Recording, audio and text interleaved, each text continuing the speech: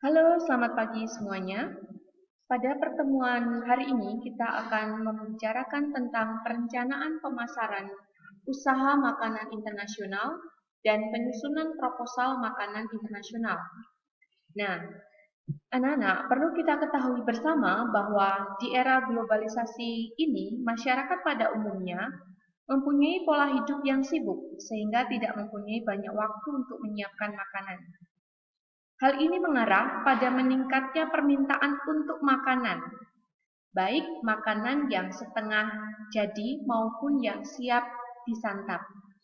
Selain itu, rasa keingintahuan yang meningkat terhadap cita rasa baru menawarkan peluang untuk masakan daerah dengan cita rasa internasional. Konsumen di beberapa negara semakin lebih terbuka terhadap masakan internasional.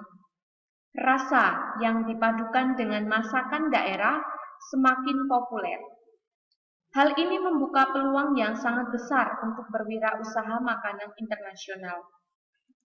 Langkah awal sebelum memulai usaha makanan internasional yaitu menentukan segmentasi pasar. Kalian tahu apa itu segmentasi pasar? Akan kita bahas di sesi berikutnya.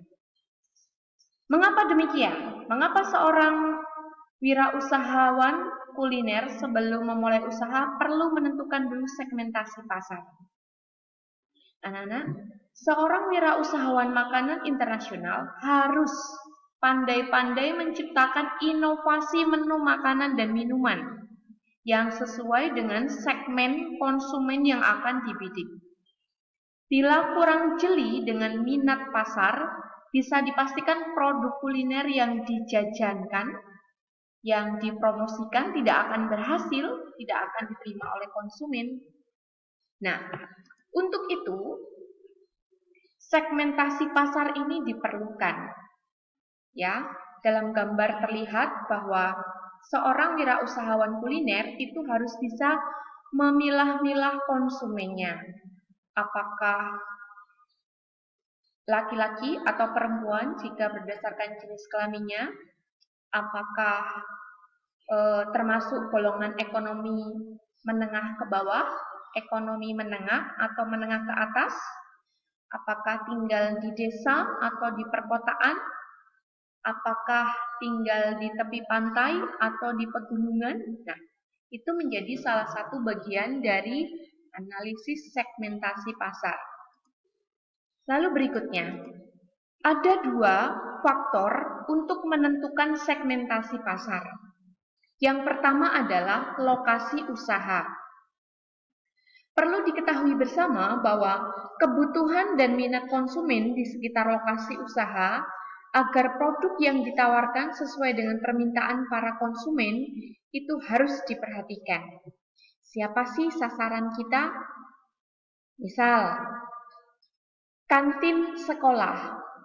Itu tentu menu makanannya tidak akan sama dengan menu makanan yang ditawarkan pada penduduk yang berlokasi di daerah perkantoran. Oke, lokasi itu menjadi salah satu pertimbangan bagi wirausahawan untuk menentukan jenis makanan. Jelas. Lalu yang berikutnya, harga jual. Harga jual produk menjadi salah satu faktor utama yang membedakan segmentasi pasar. Contoh, harga makanan di lokasi pelajar di kantin, tadi nyambung dengan yang sebelumnya, tentu akan lebih murah dari harga yang ditawarkan untuk karyawan di area perkantoran. Jelas ya? Para pelaku usaha biasanya membagi target pasar menjadi 3 kelompok, yaitu kelompok konsumen bawah, artinya ekonomi menengah ke bawah, lalu konsumen ekonomi menengah, dan konsumen ekonomi menengah ke atas. Konsumen kalangan ekonomi menengah ke bawah ditawarkan menu makanan pokok dengan harga jual yang terjangkau. Sedangkan untuk konsumen dengan golongan ekonomi menengah bisa memadukan antara makanan dan minuman internasional dengan harga jual tidak terlalu mahal. Lebih mahal sih dari harganya yang ditawarkan di kalangan ekonomi menengah ke bawah ya, tapi tidak terlalu mahal. Dan untuk kalangan ekonomi menengah ke atas atau segmen atas, yang terpenting adalah pelayanan prima dan kelezatan cita rasa kuliner yang disajikan. Nah, masyarakat pada kalangan ekonomi menengah ke atas biasanya tidak memikirkan uang yang mereka keluarkan, namun yang terpenting adalah kepuasan yang bisa mereka dapatkan. Dengan menentukan segmentasi pasar sebelum memulai usaha, maka secara tidak langsung telah memilih fokus usaha yang ingin dioptimalkan untuk meningkatkan daya saing dan strategi pemasaran yang paling efektif untuk memulai makanan internasional. Jadi nggak sembarangan ya, mau menentukan harga jual asal aja. Nanti tahu-tahu bisa tidak laku karena tidak memperhatikan siapa yang dijadikan sasaran sebagai konsumen, tinggal di lokasi mana, dan seterusnya. Lalu yang berikutnya adalah penyusunan proposal makanan internasional. Nah, pada bagian ini kita tahu bahwa jumlah pengangguran semakin meningkat, apalagi ketika masa COVID seperti sekarang ya. Banyak sekali karyawan yang di PHK oleh perusahaan karena perusahaan tidak mampu lagi untuk menggaji. Ini juga menjadi dampak atau menjadi dampak dari perusahaan tidak mampu melakukan proses produksi seperti biasanya yang dikarenakan bahan baku atau biaya bahan baku atau ketersediaan bahan baku yang tidak memadai atau overload atau terlalu tinggi atau terlalu mahal biaya bahan bakunya. Ini juga menyebabkan terjadinya pengangguran di masa pandemi ini. Salah satu faktor yang menyebabkan hal tersebut adalah kurangnya pengetahuan dan keinginan masyarakat untuk memanfaatkan sumber daya yang ada untuk menjadi peluang bisnis yang potensial. Padahal sesungguhnya jika sumber daya yang ada di lingkungan sekitar dimanfaatkan secara maksimal, dapat menciptakan lapangan pekerjaan yang baru, yang secara tidak langsung dapat meningkatkan tingkat ekonomi keluarga dan masyarakat. Nah, berwirausaha makanan internasional merupakan salah satu upaya yang dapat dilakukan untuk keluar dari krisis ekonomi tersebut. Kalau kita lihat di Pringsewu saja, banyak sekali bermunculan wirausaha kuliner. Memanfaatkan waktu yang ada, apalagi kalau yang WFH, nah itu memanfaatkan waktu untuk berwirausaha kuliner. Bisa dikatakan bahwa bisnis kuliner di Pringsewu ini menjamur, gitu ya. Banyak jenis makanan internasional yang bisa dibuat dan memiliki daya jual cukup tinggi.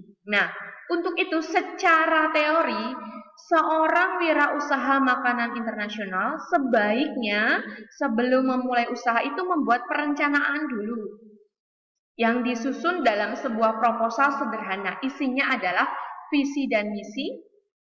Visi itu tujuan, misi adalah langkah-langkah untuk mencapai tujuan tersebut, lalu tujuan dari kegiatan usaha itu apa, maksudnya apa, lalu profil usaha mencakup nama usaha, pemilik, alamat, deskripsi jenis makanan. Ingat, makanan itu kategorinya ada 3 ya, makanan, minuman, dan jajanan. Lalu strategi pasar yang terdiri dari segmenting, targeting, dan positioning. Segmenting adalah dengan menjadikan pembeli sebagai target yang akan dicapai.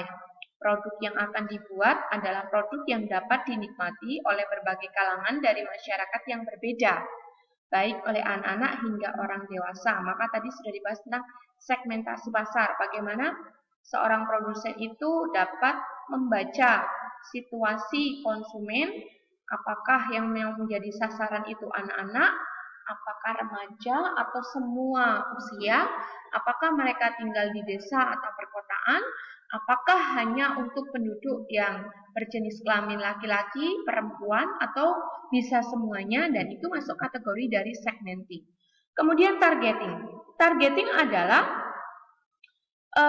target pasar.